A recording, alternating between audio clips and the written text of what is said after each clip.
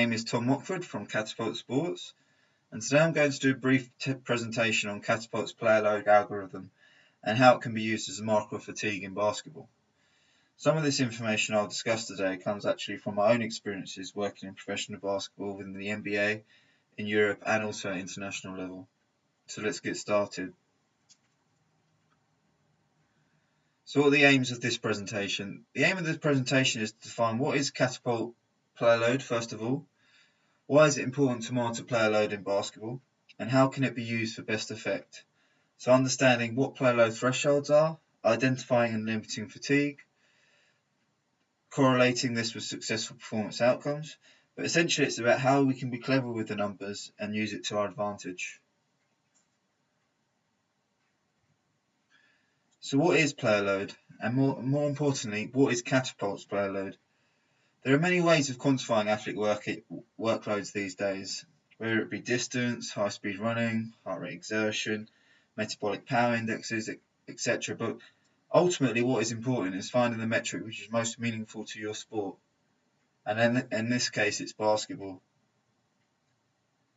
You need to do this based on the nature of the game and the physiological demands to perform at a high level. It is, in my opinion, for these reasons that player load is one of the most essential metrics to monitor in basketball. Catapult's player load was developed to look at external stress placed on the musculoskeletal system, a measure of stress that's not just dependent on distance covered. So it's using the accelerometer, one of our inertial sensors in the device, to look at rate of change of acceleration to provide an indication of mechanical load on muscles and joints. As you can see from the calculation on this slide, it takes into consideration forwards acceleration, sideways acceleration, and vertical upwards acceleration. All these movements are taken into account.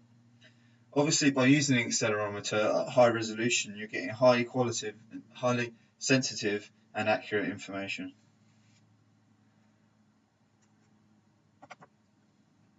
So why should player load be used in basketball?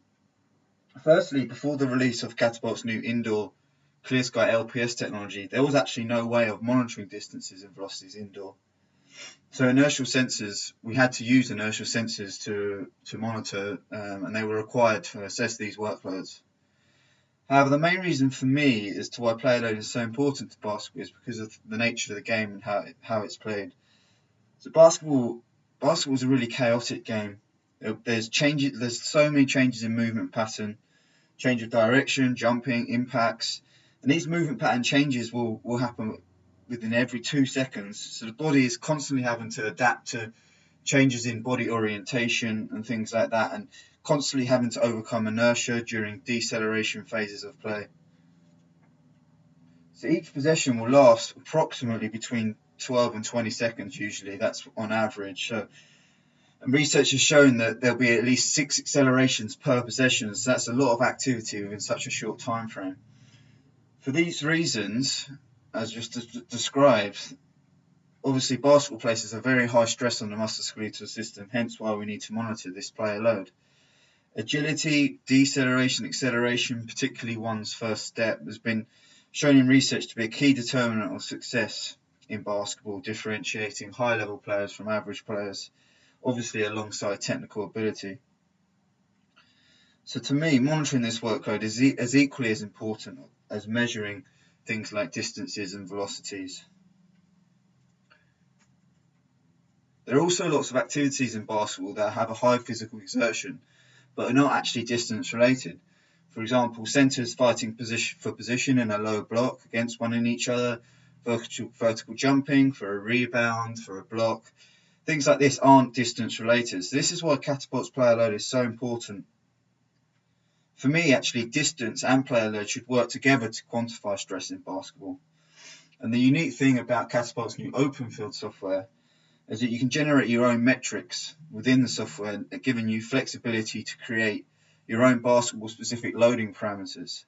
So, for example, I would integrate both distance, coming from our new Clear Sky system, and player load. So what's great about player load in particular is that it is just based on one single figure, which is easy to interpret for coaches, and it can easily be built into periodization models. Based on my experiences in basketball, working with several different teams and in several different leagues and ability levels, and both in men's and women's games. Player loads for a game will typically be between 800 and 1200 units, but again, that's very much dependent on the position, league, playing level, etc.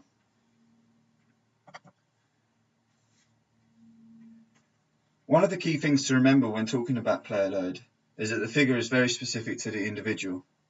There is no one-size-fits-all approach when you're talking about player load. So we really need to bear this in mind when we're making comparisons.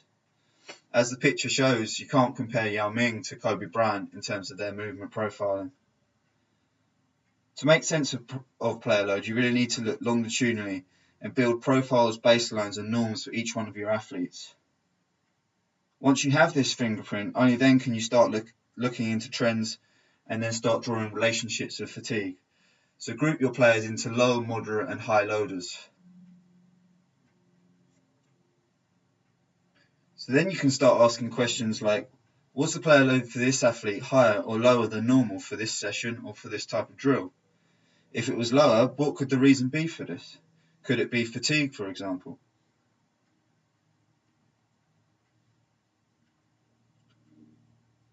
Make things relative also by looking at things like player load per minute.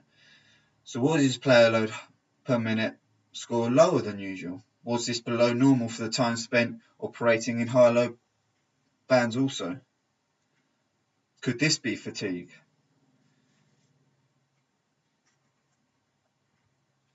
You can then delve deeper looking into actually raw accelerometry traces and data to identify if there are any unusual patterns you notice in movement patterns you notice in the data.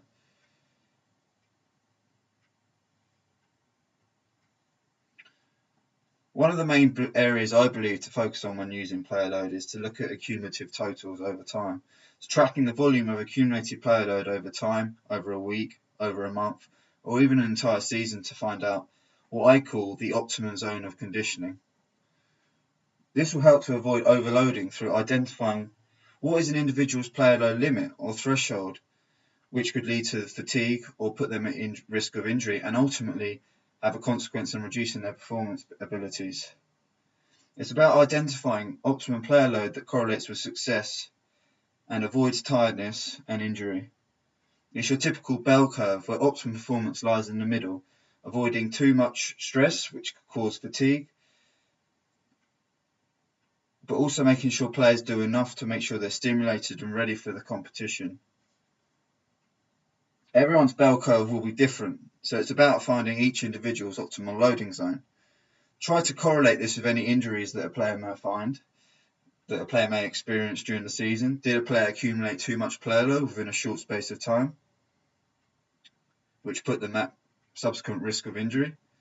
So the aim is to understand player tolerance levels to stress. Some players will be able to cope better and respond better to higher stress, whereas some players will respond better to lower stress. It very much depends on the athlete's physiology.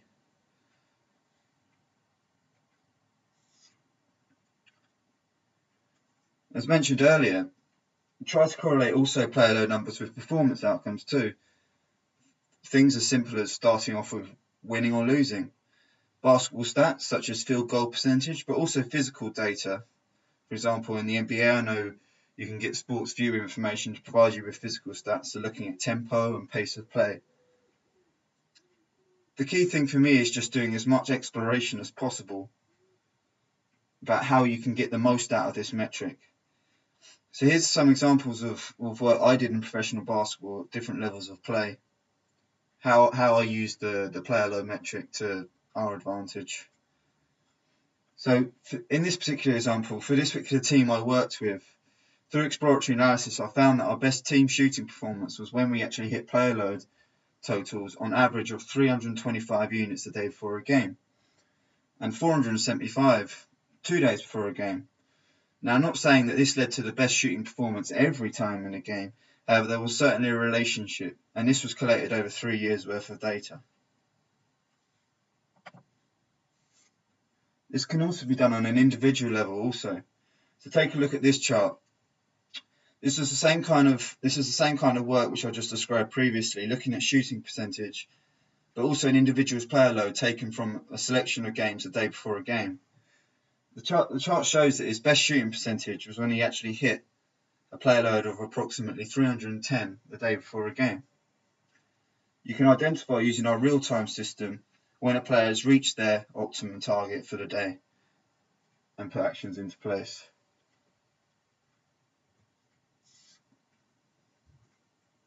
Game strategy. If you ever have the opportunity to monitor games, you can actually start looking at player load per minute scores and time spent in higher player load bands as a way of looking at fatigue and when is the best opportunity to rest a player as part of substitution rotation. When the player load per minute score, for example, has significantly deviated from their playing norm, this could be a marker to bring someone else fresh on. This obviously will also depend on the context of the game. I know, for example, in some leagues now, they're starting to integrate this technology more and more. In the NBA D-League, I know you can wear the monitors, and also in exhibition games, so long as it's been approved by officials. We also have different variants of player load, including two-dimensional player load, where any vertical loading is taken out of the equation to look at just forward and lateral stress. This can be useful during defensive drills. We also have player load one dimension for each plane, for example, player load 1D in the vertical plane. This will take a look at all loading movements just upwards in jumping and running. This metric can be particularly useful for looking at fatigue. For example, was the vertical player load lower than what we would expect for this drill? Are they jumping as well? If not, could this be an indication of peripheral muscular fatigue? So that just about wraps up this presentation and has hopefully been helpful in explaining the concepts of player load and how you can apply it to basketball. If you have any questions, more specific, I'll be happy to help. As you can see on the screen, my email is shown there. Please do get in touch. Thank you for listening.